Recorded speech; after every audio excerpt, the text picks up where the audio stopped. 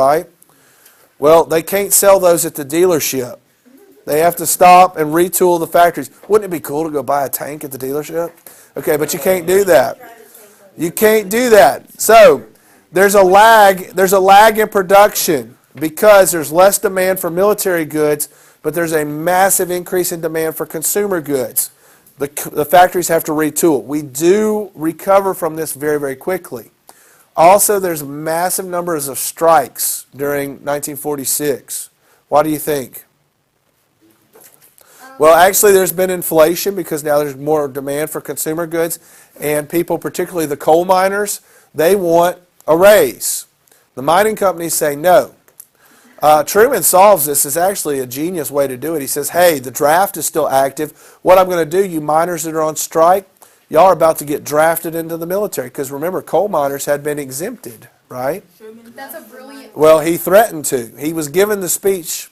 He was giving a speech to Congress asking for the power to draft the miners. And they're like, I'm going to... Before the speech was over, they were back to work. Because if he drafted them, what could he do? Hey, welcome to the Army. Go mine that coal. But then they would get paid Army wages, which were about way less than what they were already making. So the strike ended. Now, there were a lot of strikes, so there was a lot of discontent, and there was some inflation problems. It works itself out, but this hurts Truman because 1946 is a congressional election year. That's a midterm election. The Republicans gained some seats in Congress, right? Okay. Well, Truman, as he's going, the Cold War is heating up. Now, early on, remember the Berlin airlift. That's probably Truman's shining moment, is the Berlin airlift. Okay. That actually helps him win the election in 1948. He has to work on it. He's campaigns on something called the Fair Deal. The Fair Deal is his plan to sort of extend the New Deal. It included flood control and planting trees and stuff like that, kind of like the New Deal did. But it also included a few new things. One of those big things was he wanted nationwide health care. Health care. Health care. Now, not Obamacare, no. Because actually what we have is not what Truman wanted. Truman wanted something like the Veterans Administration, where veterans are given basic medical care by the government. He wanted that for all of us.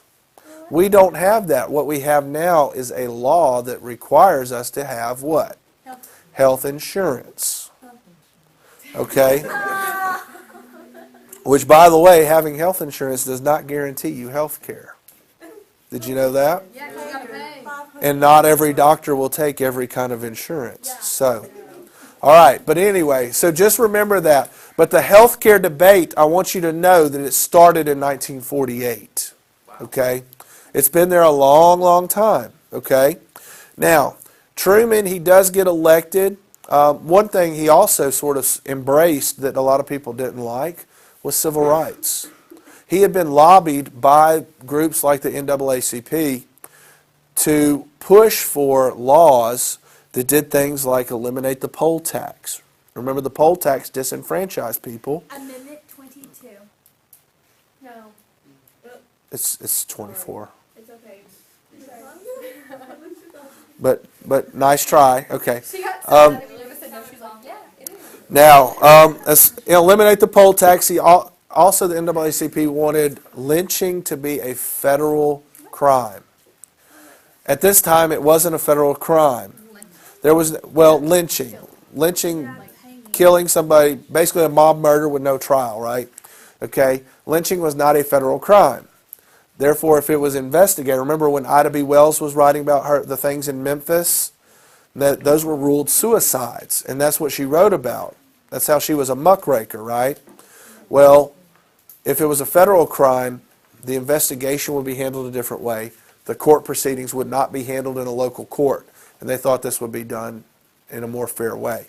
Well, he tried to get Congress to pass those in 1948. They refused. So Truman takes the action he can as President of the United States, and he integrates the armed forces. 1948, Truman integrates the armed forces. Now, this hurts his support. What party is Truman? He's a Democrat, right? What is the backbone of the Democratic Party since the Civil War? State rights. The southern states. We call them the Solid South, right? Are they going to say, amen, brother, somebody finally did this? No, they're like, excuse me? He actually causes a division in the Democratic Party. The southern states form their own party. Dixiecrats. They are the Dixiecrats. The Dixiecrats, they only exist in one election. They were officially the States' Rights Party, but they were known as the Dixiecrats because they were made up of Democrats who were unhappy with Truman's embracing civil rights. Now, what was Truman trying to do and do that? He was trying to get votes because he was losing power in some states with Truman's embrace of civil rights legislation. Okay, the Dixiecrats, they ran a guy for president. His name was Strom Thurmond. Strom Thurmond, he was from South Carolina. He actually will end up being the longest serving member of the Senate ever. He retires when he's 99. And just a little bit of Mississippi information, the vice presidential candidate for the Dixiecrats was our governor, Fielding Wright. Now, Strom Thurmond and Fielding Wright, they end up being one of the most successful third-party candidates in history because they actually win electoral votes. What electoral votes? Where do you think they win electoral votes?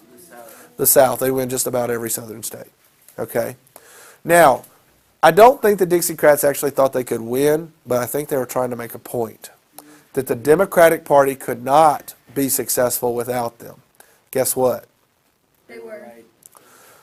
The Democratic Party ends up winning. And now, it's a narrow victory, but it's a victory. This is important. This election, we call this a realigning election. In 1948, we see that the South is losing its political power. Now, why is the South losing its political power? They did split, but that should have cost the Democrats the election. People moved out of the South. The issue is there's a much larger population in the North than in the South. Our electoral votes don't add up to as many as in the North. Also, a lot of African Americans have abandoned the South, right? And they're now voting Democrat. And Truman, in embracing civil rights, that's keeping those African Americans